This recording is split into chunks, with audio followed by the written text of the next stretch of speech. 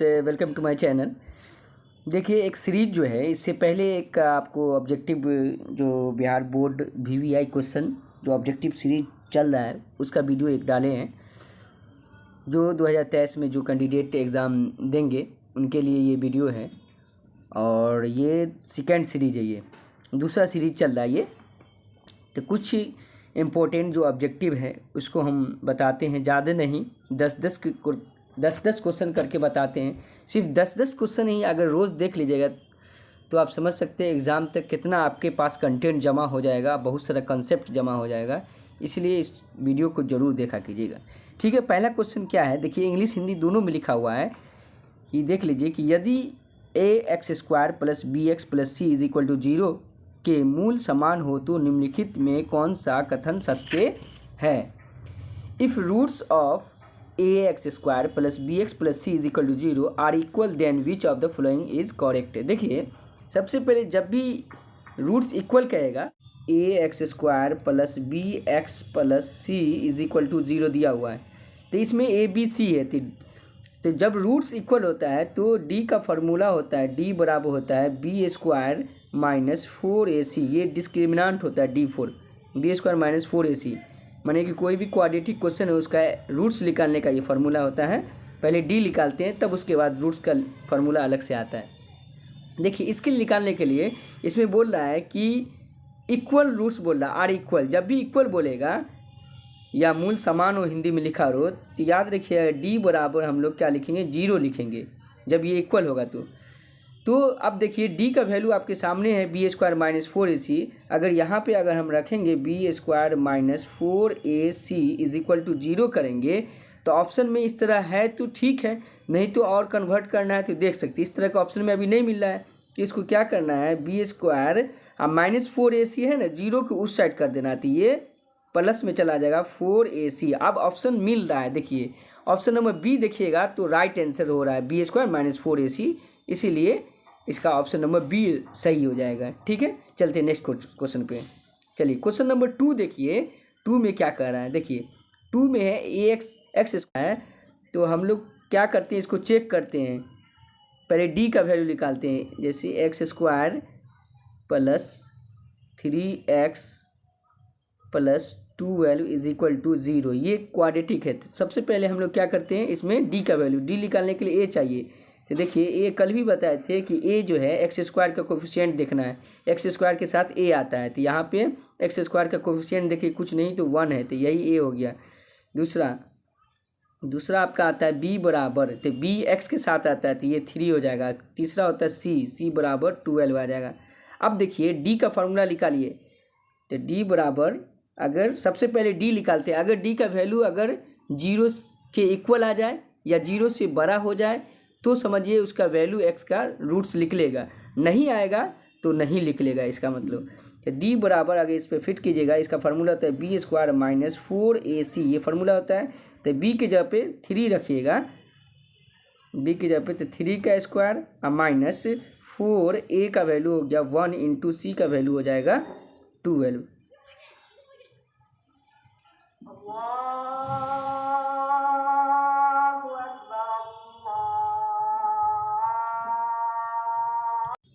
देखिए, तो आपको पता होगा 3 का स्क्वायर कितना होता है, 9 होता है। यहाँ पे 9 माइनस, इसको जब मल्टीप्लाई करेंगे तो 4 को 1 से करेंगे तो 4 1 = 4, और 4 को फिर 12 से करेंगे तो 48 आ जाएगा। अब बताइए, 9 में से 48 घटाएंगे तो ये निगेटिव में आ जाएगा। निगेटिव में कितना आएगा, -39 आ जाएगा। तो आप बता सकते हैं ये निगेटिव में आ गया। तो अगर d का वैल्यू यहीं पे नेचर जो है, इसमें बोला जाता है 0 पे इक्वल होना चाहिए, 0 के इक्वल होना चाहिए या 0 से ग्रेटर होना चाहिए, उसी पर रूट्स निकलता है। यहीं पर नेगेटिव आ गया तो इसको बोलेंगे नो रियल बनेगा इसका, माने कि नन रियल। ऑप्शन में देखिए, इंटीजर है, फ्रैक्शन है, इरेशनल है, नन रियल है। तो पहले ये इंटीजर फ्रैक्शन की बात नहीं होगा, इसमें यही d का वैल्यू जो -39 आपको नो रियल दिखा रहा है। हाँ, यहाँ से अगर वैल्यू x का वैल्यू यहाँ से अगर पॉजिटिव, d का वैल्यू अगर पॉजिटिव आता है तो यहाँ से रूट्स निकलता है, इसका x का वैल्यू निकलता है। तो कुछ न कुछ इंटीजर, रेशनल, ये कुछ न कुछ नंबर के फॉर्म में आता है, कोई नंबर, लेकिन ये निगेटिव आ गया, इसलिए नॉन रियल बोलिएगा इसका आंसर। तो इसीलिए d का वैल्यू जो हो जाएगा यहाँ पे नेगेटिव में आया है, तो इसका आंसर क्या बोलेगा, इसका आंसर हो जाएगा आपका, इसका आंसर हो जाएगा नॉन रियल, माने कि वास्तविक नहीं है। तो option number D right answer है। चलिए नेक्स्ट क्वेश्चन पे देखिए, इसमें क्या बोल रहा है। तीसरा क्वेश्चन में देखिएगा, अगर आपके स्क्रीन पे दिख रहा होगा तो तीसरा क्वेश्चन देखिए, स्क्रीन पे दिख रहा होगा। तीसरा में क्या बोल रहा है कि एक वृत्त की परिमाप एवं क्षेत्रफल बराबर हो तो वृत्त की त्रिज्या होगी। If the perimeter and area of circle are equal then radius of circle will be. देखिए इसमें बोल रहा है कि सर्कल का पेरीमीटर, आपको पता होगा कि सर्कल का पेरीमीटर क्या होता है। देखिए सर्कल का पेरीमीटर जो होता है, चलिए चलते क्वेश्चन नंबर 3 पे। तो देखिए if the perimeter of circle, तो सर्कल का पेरीमीटर क्या होता है 2 पाई आर होता है, ठीक है, बराबर। ये इसमें बोल रहा है कि पेरीमीटर इक्वल है एरिया ऑफ सर्कल के, तो एरिया ऑफ सर्कल का फॉर्मूला होता है पाई आर स्क्वायर। अब देखिए यहाँ पर पाई से पाई कैंसिल हो जाएगा और इस तरफ आर है, एक है, यहाँ पे 2 है, तो एक आर इसको काट दीजिए, एक स्क्वायर से एक आर कट गया तो बचा क्या 2 बराबर आर। इसका मतलब आर बराबर 2 यूनिट्स। देखिए 2 यूनिट्स जहाँ पर होगा माने 2 मात्रक, वही ऑप्शन सही होगा। इसका मतलब option number A right answer 2 मात्रक है, ठीक है। चलिए क्वेश्चन नंबर 4 पे देख लेते हैं। देखिए क्वेश्चन नंबर 4 क्या कर रहा है उसको देख लीजिए। Median of 2 3 4 5 6। देखिए 2 3 4 5 6 का मीडियन निकालना है। तो देखिए मीडियन का फॉर्मूला होता है कि अगर ऑड नंबर रहेगा उसका अलग मीडियन निकालने का फॉर्मूला होता है, इवन का अलग होता है। देखिए ऑड के लिए क्या फॉर्मूला होता है मीडियन का, तो सबसे पहले इसमें अरेंज नंबर किया जाता है असेंडिंग या डिसेंडिंग में। तो असेंडिंग में तो पहले से अरेंज है, तो इसमें कुछ करना नहीं, इसी फार्मूला लगा के सेट करना है। 2 3 4 5 6 है। तो देखिए इसका मीडियन का फार्मूला आपका होता है, मीडियन का फार्मूला इसका होता है माध्यिका का। इसमें नंबर काउंट कीजिएगा तो 1 2 3 4 5 है, 5 नंबर हो गया, n बराबर 5 आया। तो इसका फार्मूला होता है मीडियन का n, 5 जानते हैं ऑड होता है, तो n + 1/2 टूवर्ड टर्म होता है इसका फार्मूला, ठीक है। अब देखिए इस पर सेट कर लेते हैं, n कितना हो जाएगा, तो n बराबर यहाँ पे हो जाएगा टोटल 5 है, तो n की जगह पे 5 में 1 जोड़ दे दीजिए, 6/2, 6/2 हो जाएगा। तो कट के कितना टर्म बाकी कॉमा दे देते, वही चीज़ है, तो 6/2 3 आ जाएगा। तो तीसरा टर्म आपको खोजना है इस नंबर में, थर्ड टर्म। तो थर्ड टर्म खोजना है आपको, थर्ड टर्म कौन सा होगा थर्ड टर्म, तो बताइए थर्ड टर्म तीसरा नंबर में 4 होगा। इधर से भी गिनिए, इधर से पीछे से भी गिनिए, दोनों बराबर हो गया 2 3। देखिए थर्ड टर्म ये 4 है आपका, ये वाला हो गया 4, इसलिए इसका राइट आंसर कितना हो जाएगा, तो राइट आंसर 4 हो जाएगा। तो देख लीजिए ऑप्शन में 4 है कि नहीं, option number C right answer, ठीक है। तो इस तरह फॉर्मूला निकालने का होता है। चलिए नेक्स्ट क्वेश्चन पे चलते हैं, क्वेश्चन नंबर 5 में। देखिए क्वेश्चन नंबर 5 कि वृत्त की सबसे बड़ी जीवा या लॉन्गेस्ट कॉर्ड ऑफ सर्कल। देखिए लॉन्गेस्ट कॉर्ड कौन सा होता है, देखिए ये एक सर्कल है, ये आपका एक सर्कल है, ठीक है। तो इसका लॉन्गेस्ट कॉर्ड पूछ रहा है, तो लॉन्गेस्ट कॉर्ड जो है इसका, अगर हम सर्कल को बीच से इस तरह लाइन खींच दे तो आप जानते हैं कि इसको बोलते हैं हम लोग डायमीटर बोलते हैं, और इसी का हाफ कर दे तो रेडियस होता है।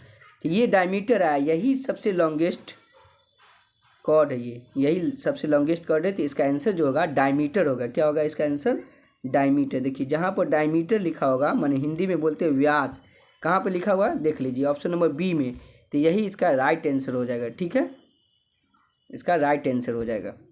चलिए क्वेश्चन नंबर देखिए, आपका क्वेश्चन नंबर 6 क्या बोल रहा है, एक्स अक्ष के निर्देशांक होते हैं माने कोऑर्डिनेट ऑफ एक्स एक्सिस। तो बताइए कोऑर्डिनेट ऑफ एक्स एक्सिस पर पूछ रहा है, कोऑर्डिनेट एक्स एक्सिस पर पूछ रहा है। तो याद रखिएगा एक्स एक्सिस पर y 0 होता है, तो जब इसका पेयर बनाइएगा तो x को इसी तरह लिख देना है और y को 0 कर देना है। तो x, 0 जब भी कोऑर्डिनेट x एक्सिस पर पूछेगा तो x, 0 और y एक्सिस पर पूछता तो 0, y होता है। यहाँ पे x एक्सिस पर पूछ रहा है तो x, 0 देख लीजिए ऑप्शन नंबर ए में राइट आंसर लग रहा है, x, 0 देखिए, इसलिए ए आंसर स्क्रीन पर है कि लिखा हुआ है 2 sin 58 डिग्री बाय cos 32। तो देखिए इसका आंसर 2 हो जाएगा। देखिए जब भी रेशियो में sin 58 इस तरह का रहेगा तो इसका आंसर 1 होता है। तो 2 को 1 से करेंगे तो 2 आ जाएगा, उतना बनाने का नहीं है लेकिन बना देते हैं। 2 × देखिए आप जल्दी जल्दी में सॉल्व भी तो करना होगा, sin 90 डिग्री माइनस से देखिए 58 घटा दीजिए, देखिए बाई नीचे में हो जाएगा cos 32। तो बताइए 2 इंटू साइन 90 माइनस थीटा क्या होता है cos थीटा, तो cos और थीटा घटा के लिखेंगे, 90 में से 58 घटाइएगा तो 32 आएगा, बाई नीचे में भी cos 32 है, तो दोनों को काट दीजिएगा तो 1 आएगा। अब बताइए 2 को 1 से मल्टीप्लाई कीजिएगा तो क्या आएगा 2 1 जा 2, तो ऑप्शन नंबर देख लीजिए इसमें 2 आंसर, तो option number D right answer हो जाएगा। ठीक है, चलिए 1 हो जाएगा। ठीक है, माने कि दोनों प्रक्रियाओं का योग होता है 1 होता है। चलिए क्वेश्चन नंबर चलते हैं, हम लोग 9 पे चलते हैं। क्वेश्चन नंबर 9 में क्या है, लीनियर इक्वेशन का जो है स्टैंडर्ड फॉर्म होता है, ये होता है ax plus B is equal to 0 होता है। ये याद रखना है आपको, लीनियर इक्वेशन का जो फॉर्म होता है ax प्लस बी होता है, इसलिए ऑप्शन में देख लीजिए क्या है ax प्लस बी, तो ऑप्शन नंबर 1 सही लग रहा है, यही आंसर सही लग रहा है। चलिए क्वेश्चन नंबर 10 पे लास्ट क्वेश्चन है 10। देखिए आपको लास्ट क्वेश्चन दिख रहा होगा 10 नंबर क्वेश्चन कि √3 सेक थीटा बराबर 2 लिखा हुआ है, तो आपको पता होगा कि sec theta is equal to 2/√3। अब बताइए 2/√3 थीटा विल बी, थीटा का वैल्यू पूछा है तो 2/√3 आप याद किए होंगे कॉस में कि कॉस 30 डिग्री का वैल्यू होता है √3/2, तो सेक का उसी का उल्टा होगा 2/√3, तो 10 थीटा इज इक्वल टू कितना होगा